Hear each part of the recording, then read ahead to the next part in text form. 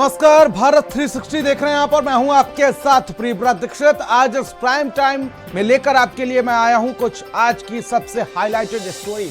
चलिए खबरों की शुरुआत कर लेते हैं। दिल्ली में छठ का रंग चढ़ा है, लेकिन इस बार यमुना किनारे सिर्फ आस्था नहीं सियासत भी लहरा रही है। कहने को अगर कहा जाए तो ये लोक आस्था का पर्व है, मगर पोस्टरों, बयानों और वीआईपी घाटों के बीच छठ का सूरज अब सियासी हो चला है।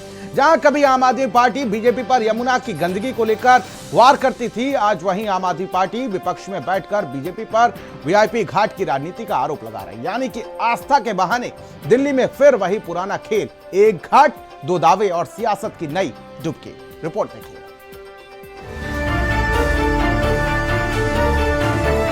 चैलेंज करता हूं सौरभ भारद्वाज तुम्हें। दिल्ली में छठ पर सियासत कोई नई बात नहीं है, मानो त्योहार नहीं, राजनीति का मौका मिल गया है। दिल्ली में आम आदमी पार्टी की सरकार के बाद बीजेपी के लिए पहली छठ है और पहली बार दिल्ली में छठ व्रतियों के लिए सुविधाएं पहुंचाने के लिए अग्नि परीक्षा भी। पिछले 10 सालों में बीजेपी यमुना की सफाई को लेकर जितना आम आदमी पार्टी को कोसती थी, इस बार विपक्ष में बैठी आम आदमी पार्टी के पास वो सभी मौके हैं जो पहले बीजेपी के पास हुआ करते थे। नमस्कार दोस्तों, इस वक्त हम वासुदेव घाट पे खड़े हैं, वो जगह जहां बताया जा रहा है, हालांकि बताया नहीं जा रहा, हमें मालूम है वहां पे प्रधानमंत्री नरेंद्र मोदी बिहार चुनाव से पहले बिहारी वोटर को साधने के लिए छठ मनाएंगे। अब मैं आपको कहूंगा कि एक बार नीचे जा रहा कैमरा दिखाया जाए। देखिए वो जो दूर से पानी आ रहा है, इधर दिखाइए, इधर ये जो दूर से पानी आ रहा है ये यमुना का पानी है और यमुना के ऊपर वासुदेव घाट बनाया गया था कि यमुना से वासुदेव घाट के दर्शन, वासुदेव घाट से यमुना के दर्शन हो और लोग यमुना के अंदर जा सकें। मगर पिछले कुछ दिनों में ले वासुदेव घाट को यमुना से अलग किया गया है और बीच में आप देखिए मिट्टी की एक बाउंड्री बनाई गई है, तो आप साफ देख सकते हैं कि यमुना अलग है, मगर वासुदेव घाट पे जो पानी आया है वो अलग है। और अब मैं ये भी बताऊंगा ये पानी कहाँ से आया है और कैसे लाया गया है। दूर जूम करके दिखाइए वो हरे रंग की पानी की पाइपलाइन।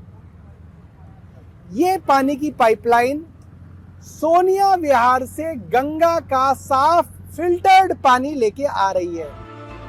ये दृश्य देखिए जरा, ये दृश्य है दिल्ली के यमुना घाटों का, जहां श्रद्धालु छठ पूजा की तैयारी में है, लेकिन आस्था के इस रंग पर राजनीति का गहरा साया है। एक तरफ टेंट, माइक और सजावट की तैयारियां हैं, दूसरी तरफ पोस्टर और बयानबाजी की राजनीति। तो वहीं राजनीति का सूरज भी मोदी घाट पर उग गया है।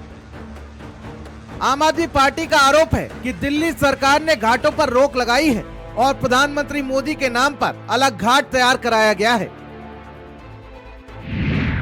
आम आदमी पार्टी का कहना है कि केंद्र सरकार दिल्ली के पर्वों में बाधा डाल रही है, फंड रोके गए हैं और नगर निगम सफाई में लापरवाही कर रहा है। वहीं बीजेपी का पलटवार भी उतना ही तीखा है। बीजेपी का कहना है कि यमुना की गंदगी किसी और की नहीं, आम आदमी पार्टी की देन है। सालों से सीवेज नदी में बहाया गया है और अब छठ पर मेकअप किया जा रहा है।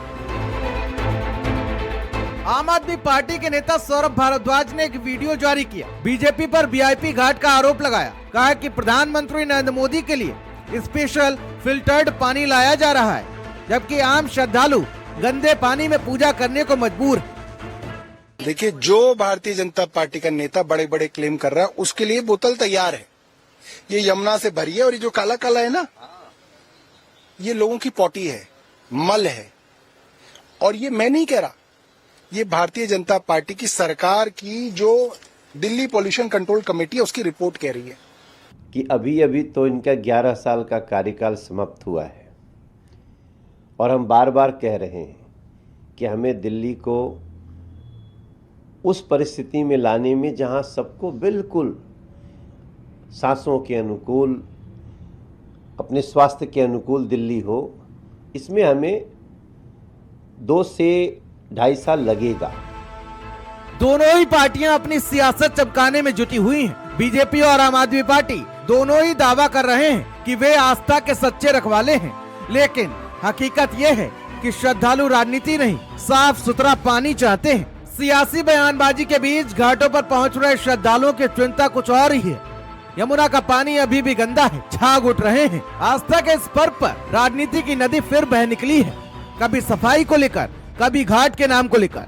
दिल्ली की राजनीति ने श्रद्धा के बीच भी अपनी जगह बना ली है, जहां एक तरफ लोग सूर्य को अर्घ दे रहे हैं तो वहीं दूसरी तरफ नेता अपनी छवि को चमका रहे हैं। स्पेशल डेस्क, भारत समाचार।